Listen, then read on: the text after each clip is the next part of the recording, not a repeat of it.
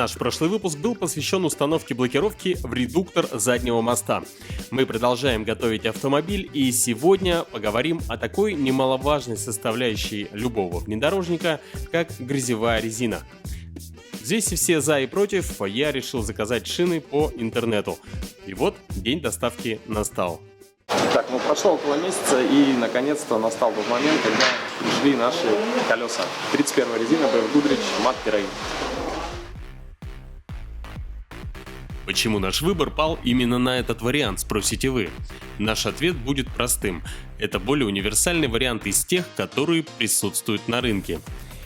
Грязевая резина, созданная для умеренного бездорожья, так называемые экспедиционные шины. Универсальность Goodrich состоит в том, что они мало шумят при езде по асфальту, износоустойчивы, а при снижении давления в шинах достаточно хорошо ведут себя в грязи.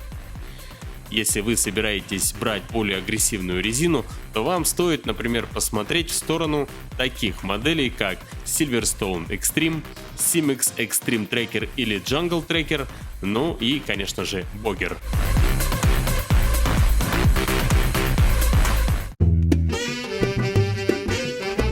Ну а сейчас мы загружаем автомобиль, чтобы переобуть нашу резину, 31-ю резину, которая к нам пришла.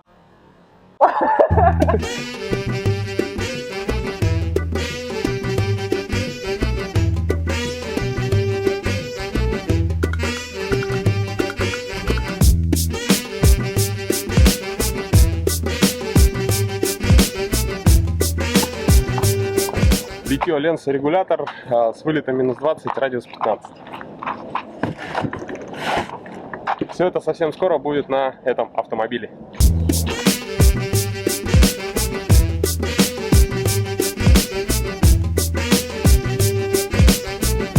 Ну а теперь вперед в шинный центр.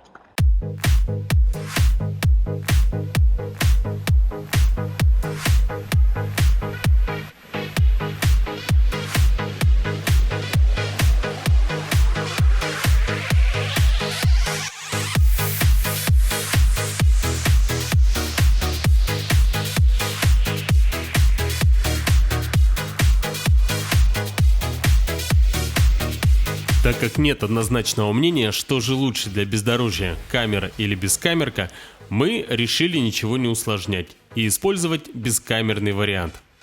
Каковы же его плюсы?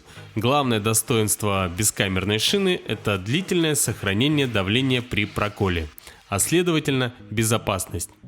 Камерная шина при проколе теряет давление почти моментально, так как воздух быстро проходит через вентильное отверстие в ободе колеса. А из бескамерной шины воздух выходит только в месте прокола.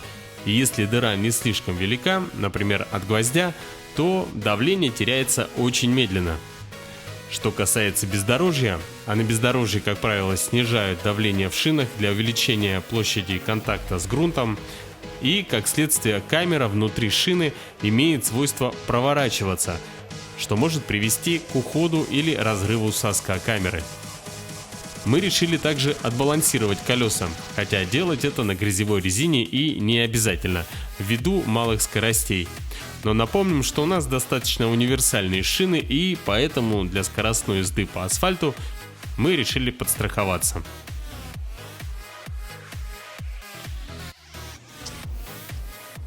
Как вы видите, разница налицо, то есть на колеса больше, шире, в общем, то, что нам нужно. Осталось совсем немного времени до того момента, когда эта резина встанет уже на более-менее подготовленный автомобиль. Далее у нас поднятие подвески, установка лебедки, также установка силового бампера и так далее. Но сегодня мы сделали одну важную вещь: мы подготовили нашу резину к боевым условиям.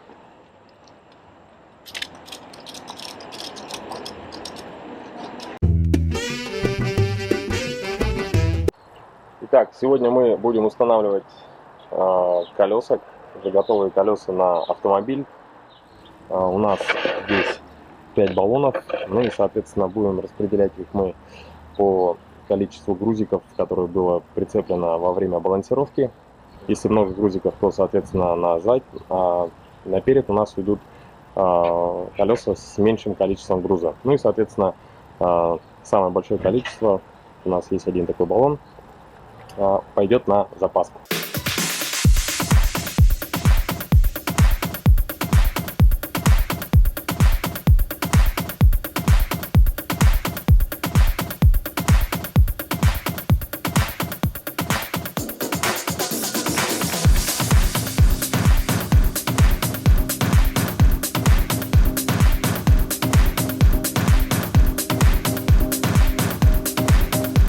Если с задними колесами, в принципе, все более-менее просто, то вот с передними здесь могут быть небольшие проблемы, потому что при повороте руля и при артикуляции подвески велика вероятность, что будут задевать эти колеса больше на 1 дюйм. Сейчас попробуем покрутить рулем и посмотреть, как будет вести себя колесо, не будет ли тереть об раму и так далее. Хотелось бы отметить, что при переходе на покрышки большего размера не стоит забывать и о дисках. В данном конкретном случае с резиной 31 диаметра было установлено литье ленсорегулятор. Радиус остался прежним, а вот вынос диска был увеличен до минус 20. Как результат, покрышки не задевают раму автомобиля при повороте руля в крайнее положение.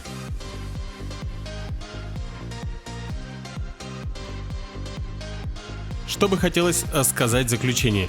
Внедорожная резина, как и любой профессиональный инструмент, подбирается под конкретные условия эксплуатации и требует умелого обращения. Не существует идеальных грязевых покрышек, к выбору нужно относиться очень серьезно. Ведь от правильности принятого решения будет зависеть то, как часто вы будете использовать лопату, хайджек или лебедку.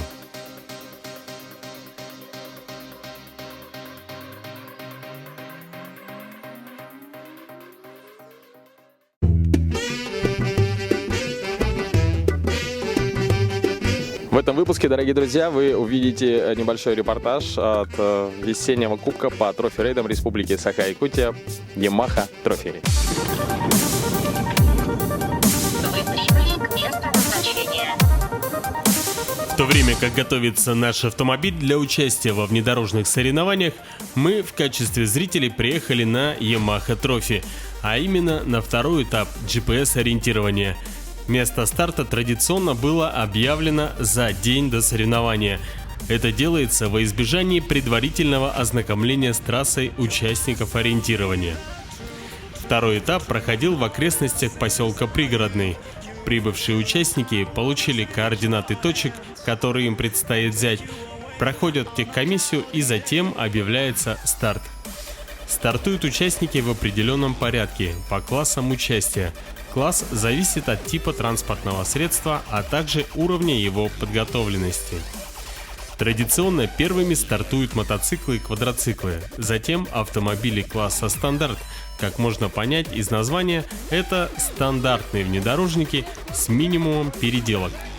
Например, в этом классе запрещено использовать лебедку. Далее стартуют автомобили класса спорт. Это автомобили с уже более серьезной подготовкой для бездорожья. И после них со старта идут автомобили класса прото. Они на ваших экранах. Это автомобили, которые внесены значительные внедорожные переделки.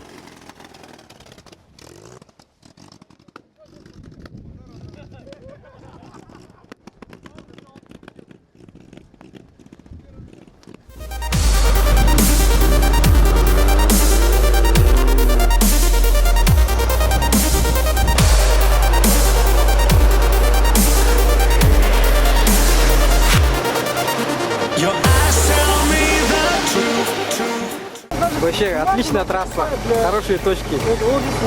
Спасибо организаторам за такое веселье. Собрали вроде все точки. Надеюсь, все сосчитает там. Посмотрим, как там фотограф работал.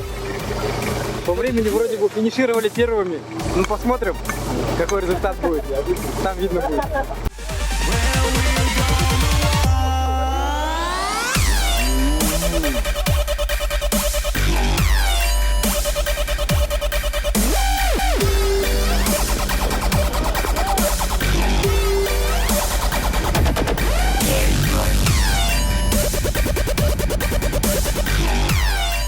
Целью GPS-ориентирования является обнаружение как можно большего количества точек, заданных организаторами. Сложность заключается не только в обнаружении и выборе оптимального пути до точки, но и успешного прохождения этого самого пути. Именно здесь проверяется подготовленность автомобиля и мастерство штурмана и водителя. Где Боник? У тебя же! Где Боник? У тебя!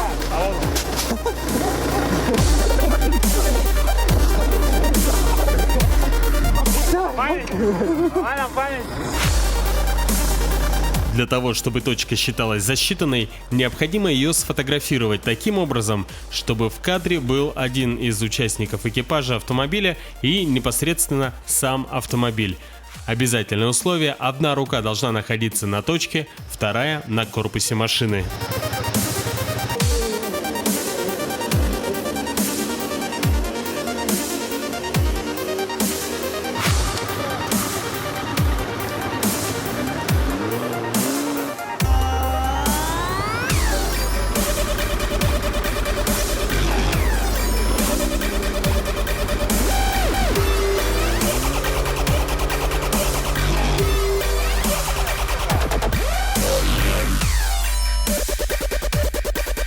Наверх поднялись, когда спускались.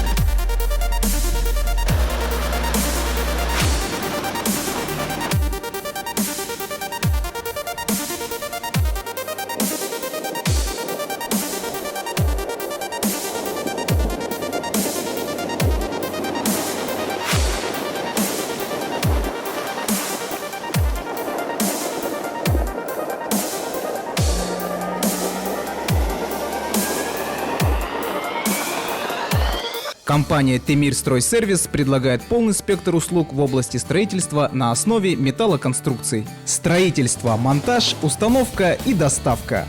Мы вам построим в кратчайшие сроки с гарантией качества. Компания Темир Стройсервис, 202 микрорайон, 14/3.